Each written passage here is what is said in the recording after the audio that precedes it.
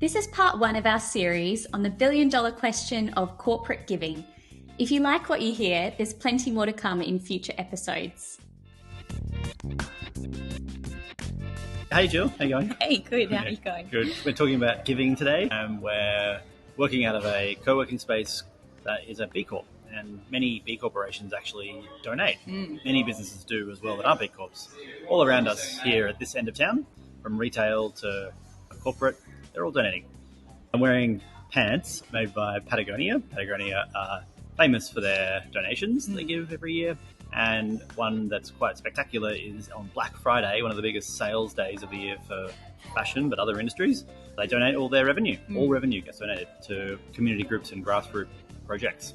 Yeah, and this topic of how businesses give is actually really what sparked the Business Pickle conversations for us in the beginning, thinking about whether all those dollars that are being contributed are really creating impact at the end of the day and what the challenges and barriers are to that. That's a really good point. You know, it's a bit of a segue, but yeah, we started this whole idea of a recce with our partners, and we were chatting about a particular business who was known for giving, and they had realised the way they gave was maybe not as effective as they'd like it to be, so they changed it. So we got really talking about it, really into it, and was like, wait a minute, this is the same problem for other issues. There are many topics that have a superficial kind of good feeling about them, whether it's reducing plastic or carbon neutrality and all these other things. But actually, when you dig deeper, it's not as simple as good or bad. Yes. It's really complicated. And this is a great example of that. For sure. So what are we covering today, Jill? Yes, we're looking at two ways that businesses are giving in particular. One on in-kind donations, and we'll be diving into Tom's shoes as a bit of a case study to unpack that more. And another is tied funding, which is a super common way that businesses are donating, but it has a bunch of challenges that we're going to look at as well. Yeah, I think on the surface, this topic is quite boring. It's like we're giving stuff, shoes or money. That's just good, easy. But through the research, it's very clear that it doesn't always help. It actually can be the thing that stops the impact from happening. Yeah. It's quite shocking. Yeah. In 2006, 29-year-old Blake McCoskey was travelling on holidays in Argentina. In his words, "My main mission was to lose myself in its culture. I spent my days learning the national dance, the tango, playing the national sport, polo, and of course, drinking the national wine, Malbec. I also got used to wearing the national shoe, the alpargata, a soft canvas shoe. I saw this incredibly versatile shoe everywhere, in the cities, on the farms, and in the nightclubs." As he continued travelling, he also came across children living in poverty and going without shoes. And from there, an idea was born. Once back in the States, McCoskey founded a shoe company called Tom's, and he introduced what's called a buy one, give one model, or a one-for-one model. So it really does what it says on the tin. Buy a pair of Tom's shoes, and they'd give a pair of shoes to someone in need. This is one of the first sort of impact social businesses that I really got excited about. I love Tom's shoes. They were super comfy, and just being like, great, someone's getting a pair of shoes. Let's hear from Andrew Davies. Andrew is the CEO of B Lab in Australia and New Zealand.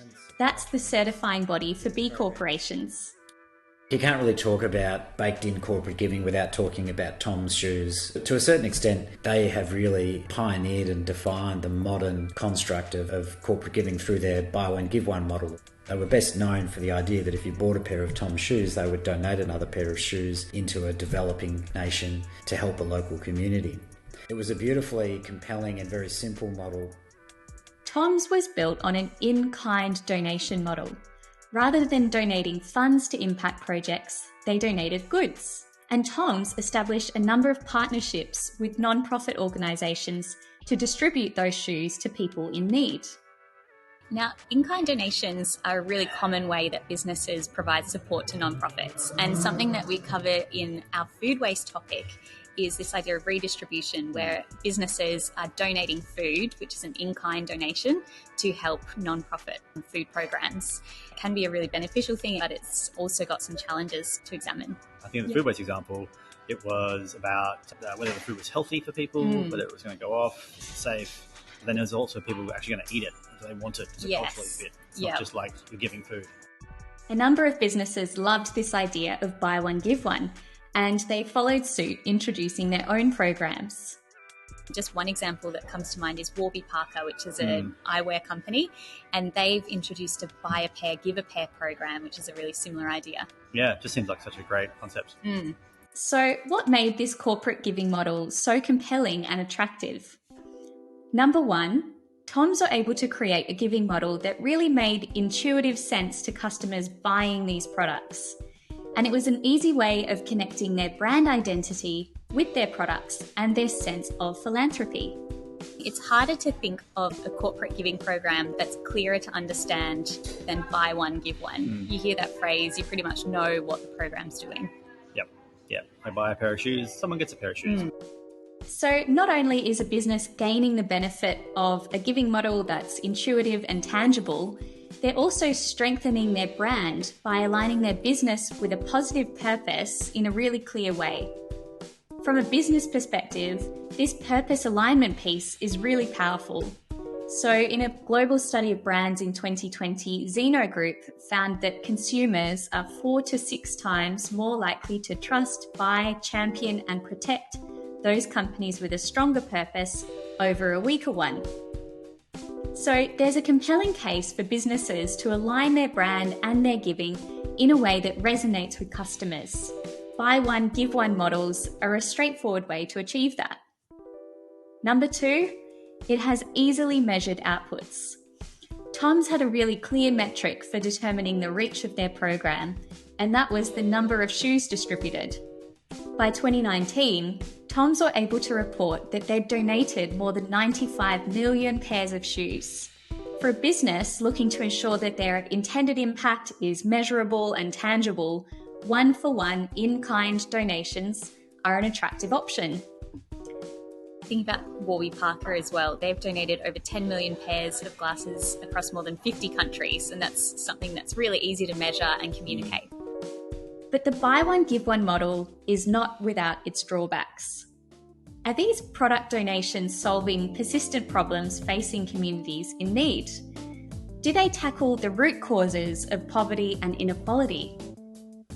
A 2016 study published by the World Bank Economic Review tested the impact of Tom's shoe donations in a randomized trial of over 1,500 children in rural El Salvador. Their assessment found that the overall impact of the shoe donation program was close to zero. Most children in this context already owned a pair of shoes, and the donations resulted in insignificant impacts on children's foot health, self-esteem, and overall health. I've actually seen some amazing work done by some Australian researchers and academics who've studied impact and whether it's improved the well-being, health of people. And it wasn't shoes, it was books, I think, or school equipment. And that they thought would get kids to go to school more and to learn more and improve education outcomes.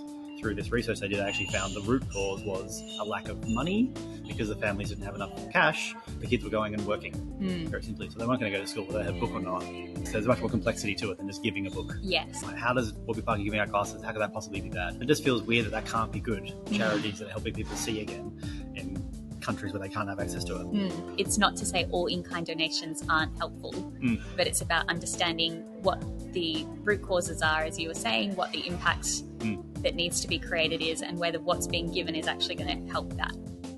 Toms have reported that close to 2/3 of their non-profit partners agree that donated shoes help to protect recipients from foot infection and disease, and 70% have reported protection from injury.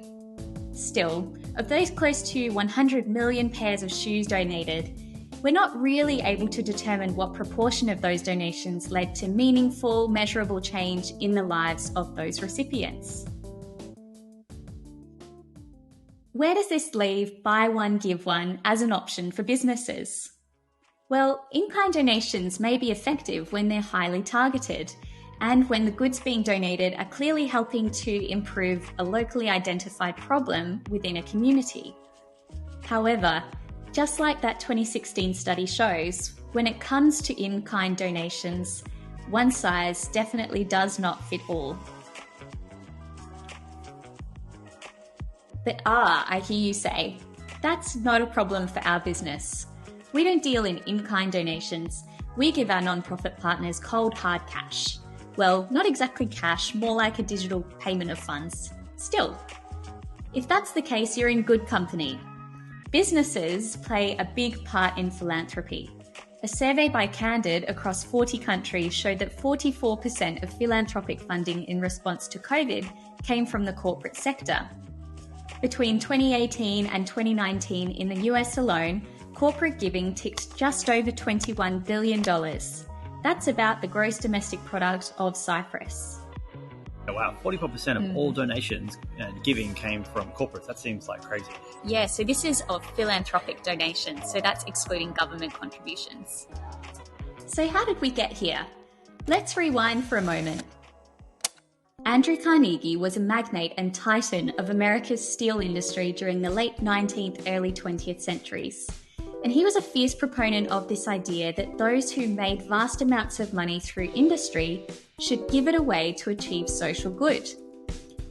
In the economic boom that followed World War II, what's known as the golden age of capitalism, we see Carnegie's ideas in action. Major companies began creating charitable foundations as an arm of their business. As corporate competition grew through the later decades of the 20th century, corporate giving became a part of businesses' strategies and brand positioning as a point of competitive advantage under the banner of CSR, corporate social responsibility. Today, there's a growing trend for businesses to commit funds to impact. Organisations such as Pledge 1% and Good to Give are amplifying the conversation around corporate giving, and businesses are looking to align their philanthropic decisions with their business purpose and identity. Maybe your business is already part of that conversation or is already giving funds to support a non-profit partner. It's a nice idea to think that every one of those dollars contributed is creating some kind of good. But as it turns out, with many things in this world, it's more complicated than that. Open Road Alliance is an organisation that provides bridge funding for social enterprises and non-profits that are encountering obstacles in their impact projects. They did an important piece of research that found 1 in 5 impact projects encounters a roadblock, with close to half, 46% of those roadblocks, caused by funders. In many cases, corporate donors may hinder impact instead of helping. Giving that $1 million could actually be the thing that's causing harm. And I think that's what's counterintuitive with all of this stuff. All the topics we cover, it could be causing problems by trying to do a good thing. The guy who invented the plastic bags to make a sustainable option became one of the symbols of waste. Yes. What this kind of thing makes me think as a business person and to other business people out there is to go deeper than the surface layer. Don't just take that superficial, I donated money, so I'm good. But is it having an impact? Go through the end. It takes more time, takes more consideration, but if you genuinely care about making the impact, which most people do, go a little bit deeper. Imagine if an investor said to Elon Musk, you can have $100 million, but you can only spend it on staff lunches because we think morale is really, really important. And he's just thinking, you have no idea what the most serious root cause issues are. It's the same approach of development. There are amazing locally led organizations who know the root causes, who know how to get systems moving and changing, but they just need funders to almost like get out of the way. That's Peter Yao. He's the Chief Impact Officer at Thankyou. They make a whole range of consumer products and they donate their profits to help end extreme poverty. What Peter is talking about here is something called tied funding. That's where a funder will allocate funds to a non-profit for a specific project, activity, or output.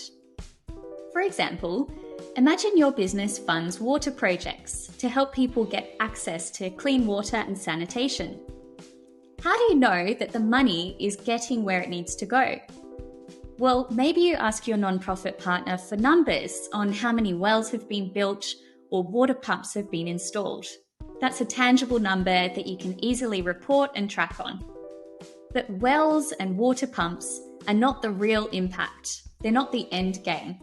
True impact in this scenario might be people's health and quality of life improving as a result of having consistent, safe access to water.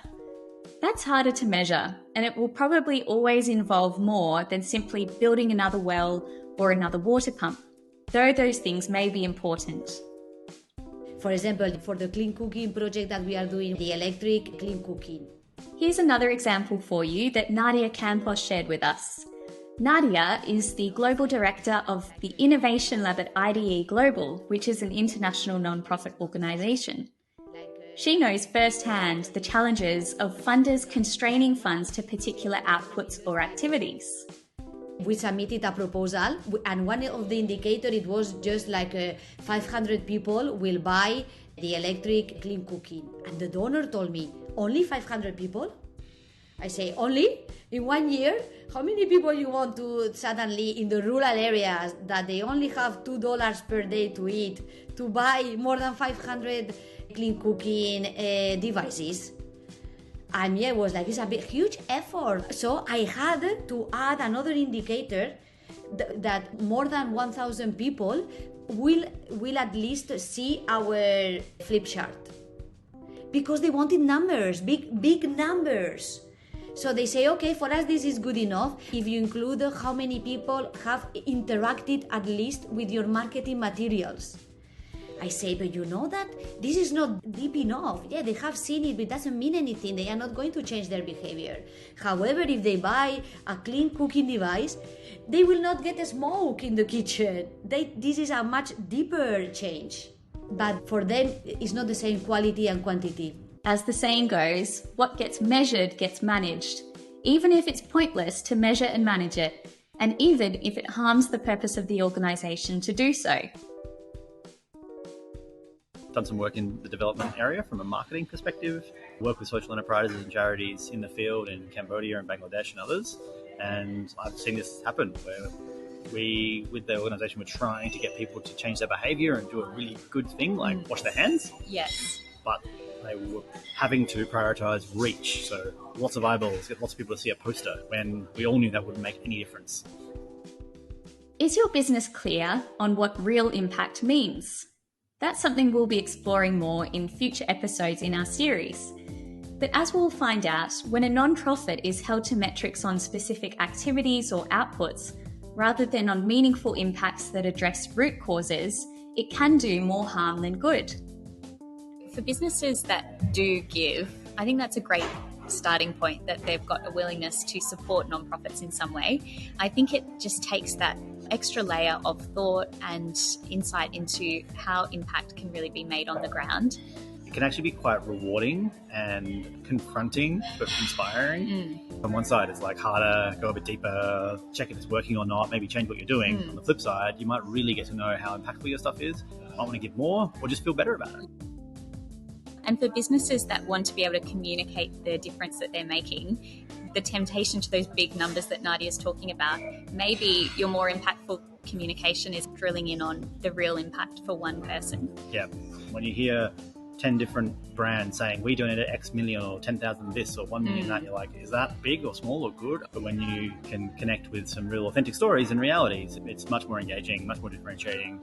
And I think beyond all of that, I would hope that people do this not for the marketing outcome. In my other business, we do donate 5% of our revenue, and we do it for ourselves. We have let people know and we don't hide it, but we don't put it all over everything.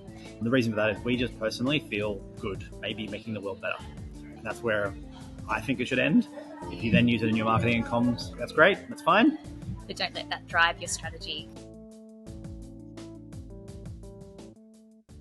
Let's circle back to the story of Tom's. Tom's has been on a learning journey as a business, perhaps partly in response to findings like those we talked about earlier. And they've actually departed from the very one-for-one giving model they helped to create.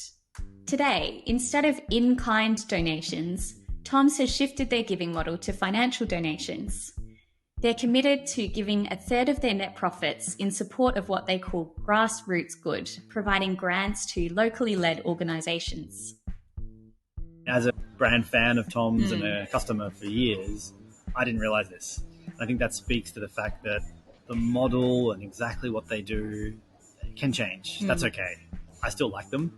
And actually, maybe if it's more complicated now, I'm going to value them more because they've taken the time to consider it. And also credit to Tom's for having the bravery to shift their whole giving model and strategy from something that took the world by storm and they introduced this one-for-one idea. To shift away from that, I think, is bold, but it's the right decision. How about your business?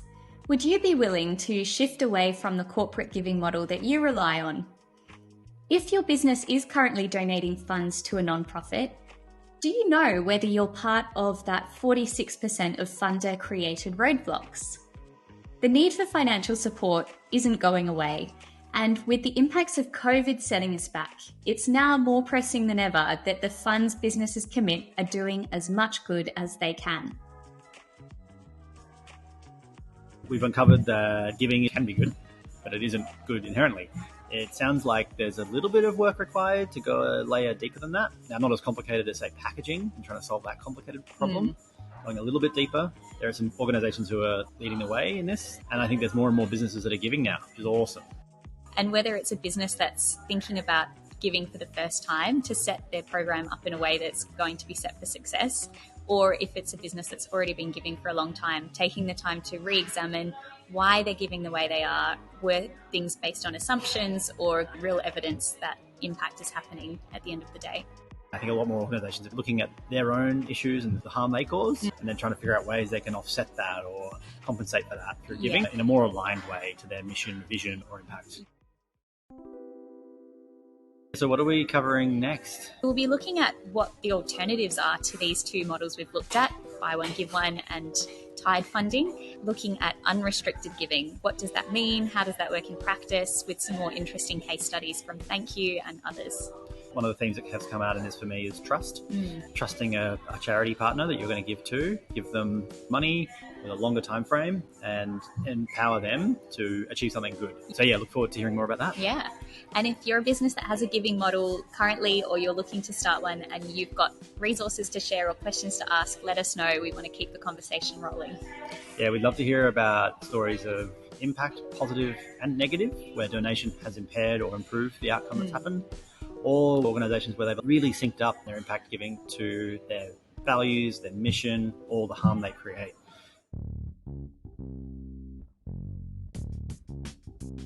This has been part one of our series on the billion-dollar question of corporate giving.